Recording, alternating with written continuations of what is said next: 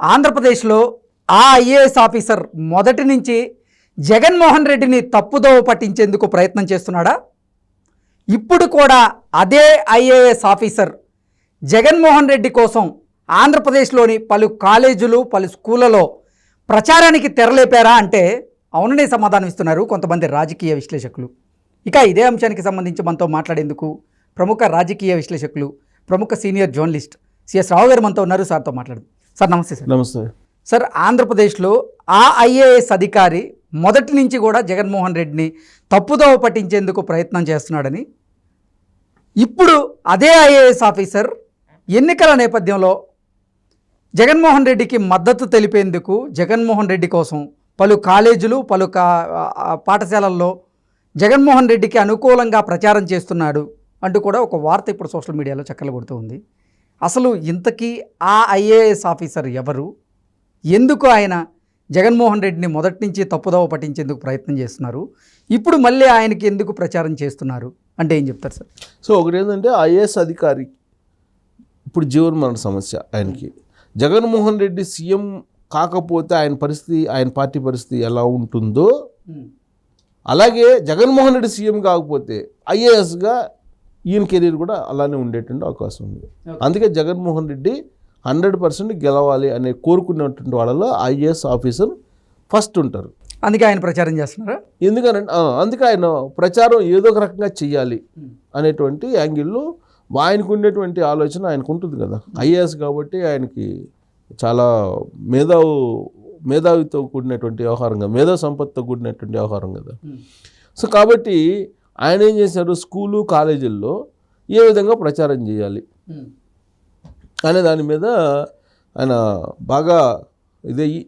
బాగా నిష్ణాతుడుగా మారి ఆయన ఏం చేశారు, పేరెంట్స్కి సంబంధించిన కమిటీలు ఈ మధ్యకాలంలో ఏర్పాటు చేశారు.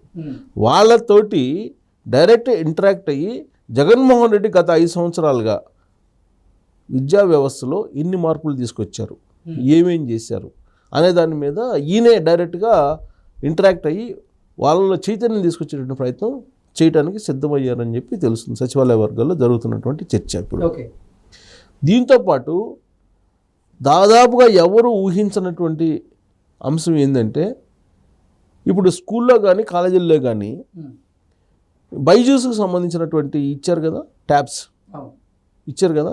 ఆ బైజూస్కి సంబంధించినటువంటి ట్యాబ్స్లో వాస్తవంగా అయితే నీకు కంటెంట్ తప్ప ఇంకోటి రాకూడదు. దానికి సంబంధించినటువంటి ఏర్పాట్లు ఉంటాయి, దాంట్లో సెట్టింగ్స్ ఉంటాయి. కానీ ఇప్పుడు ఈ మధ్యకాలంలో ఏం చేశారంటే, బైజూస్కి సంబంధించినటువంటి ట్యాబ్ ఓపెన్ చేయగానే ఫస్ట్ జగన్మోహన్ రెడ్డి దర్శనం ఇస్తాడు.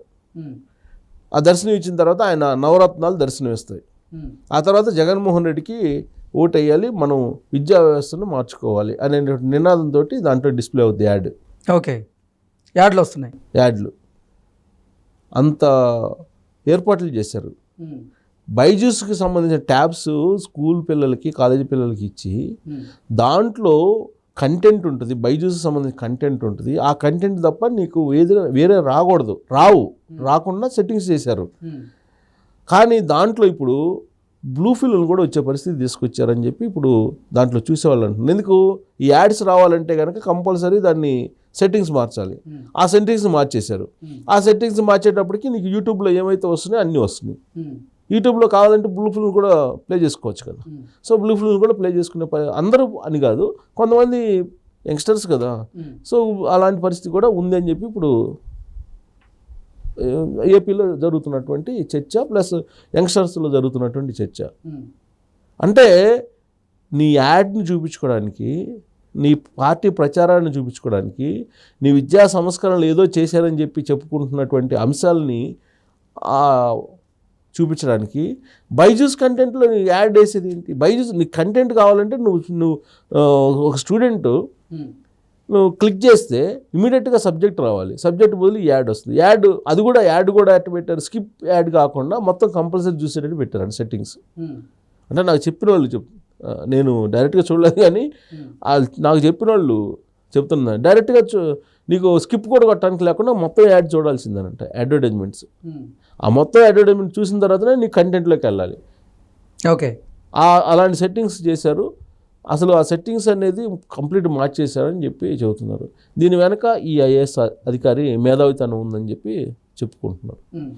సో ఆ విధంగా జగన్మోహన్ రెడ్డికి ప్రచారం చేస్తూ మళ్ళా జగన్మోహన్ రెడ్డిని అధికారంలో తీసుకురావాలనే ప్రయత్నం ఆయన చేస్తున్నాడు అనేది ఇప్పుడు సచివాలయ వర్గాల్లో ఎస్పెషల్లీ ఐఏఎస్ వర్గాల్లో బాగా సీరియస్ చర్చ జరుగుతుంది. ఎవరు ఎందుకు ఐఏఎస్ అని అంటే నేను పేరైతే చెప్పను, ఎందుకంటే ఐఏఎస్ కదా, పేరైతే చెప్పను, కానీ కొన్ని ఇన్పుట్స్ అయితే ఇస్తాను, నేను క్లూస్ ఇస్తా.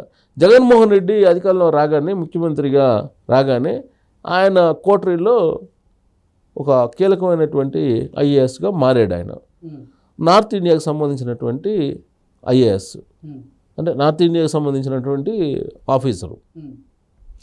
ఆయన చాలా దూకుడు వ్యక్తి. జగన్మోహన్ రెడ్డి ఏ విధంగా ఉంటాడో దూకుడు, అంతకన్నా డబుల్ దూకుడు.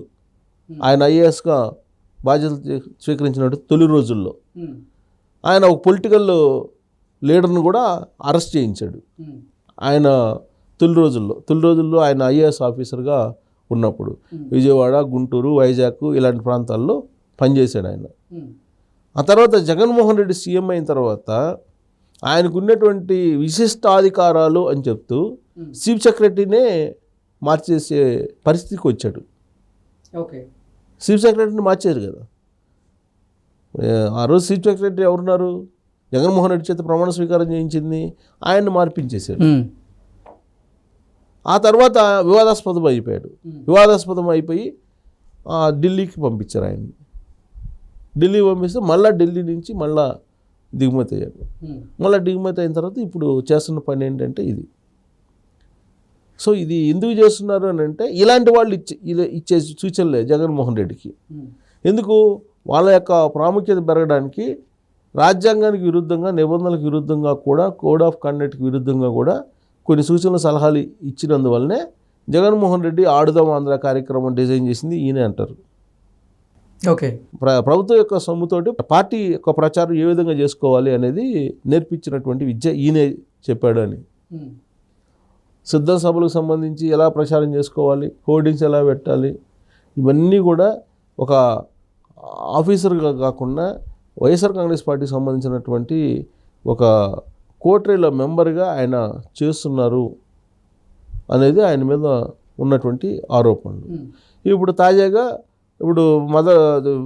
కమిటీలు ఉంటాయి కదా, విద్యా కమిటీలకు సంబంధించి ఆయన తెర మీదకి వచ్చి Jaganmohan Reddy English medium, Jaganmohan Reddy Byju's content, Jaganmohan Reddy TOEFLs, Jaganmohan Reddy syllabus, IBS syllabus ఏదో ఉంది కదా, వీటన్నిటి గురించి ప్రచారం చేయడానికి తల్లిదండ్రులు అవేర్నెస్ కల్పించి మళ్ళీ జగన్మోహన్ రెడ్డి రాకపోతే ఇవన్నీ పోతాయి అని చెప్పి ఈయనే వర్చువల్ మీటింగ్స్లో పార్టిసిపేట్ చేయడానికి రెడీ అయ్యాడని చెప్పి ఇప్పుడు తెలుస్తుంది.